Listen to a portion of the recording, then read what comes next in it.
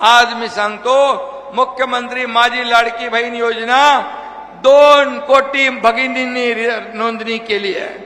1,60,00,000 बहिणींच्या खात्यात पैसे जमा झाले.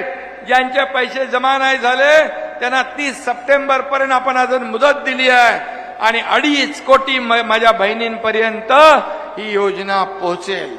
विरोधक म्हणाले योजना झुटी है, योजना खोटी है, चुनावी जुमला है, खाते में पैसे नहीं आएंगे. मला सांगा तुमच्या कोणाकोणाकडे योजनेचे पैसे आले? हात वर करा. महिला माझ्या बहिणीने हात वर करा. आता तुमच्या खात्यात पैसे आले, 2 हप्त्याचे आले, आता या 3ऱ्या हप्त्याचे येतील. माग बसलेले आहेत त्यांच्या खात्यामध्ये पण 30 सप्टेंबर पर्यंत सगळे स्क्रुटिनी होईल आणि सगळ्या बहिणींच्या खात्यात पैसे जमा होतील. हे सरकारचं काम आहे. माझ्या माता भगिनी इथं बसलेल्या आहेत. तुम्हाला आम्ही 1,500वर थांबवणार नाही. तुम्हाला 1,500, तुम्ही ताकद वाढवली, 1,500चे 2,000 होतील, 2,000चे 2,500 होतील, 2,500चे 3,000 होतील. तुम्हाला देताना सरकार हात आखडता घेणार नाही. कारण शेवटी माझ्या लाडक्या बहिणींना आम्हाला लखपती झालेलं बघायचं आहे, लखपती झालेलं बघायचं आहे. आणि माझ्या लाडक्या भावांना देखील या ठिकाणी प्रत्येकाच्या हाताला काम आणि हाताला काम देणारे हात तयार करायचे आहे.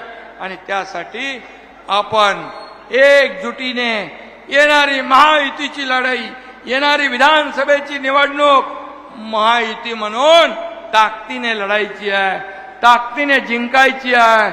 आणि पुन्हा एकदा महायुतीचा भगवा झेंडा डौलाने फडकवायचा आहे.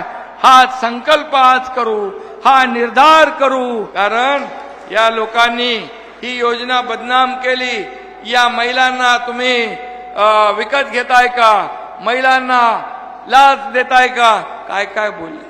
माझ्या बहिणींना बोलताना थोडी लाज तरी वाटली पाहिजे होती, मनाची नाही जनाची तरी वाटली पाहिजे होती. आणि म्हणून मी आपल्याला सांगतो, त्याच्यानंतर म्हणाले लाडक्या भावाचं काय? लाडका भाऊ योजना पण आपण आली.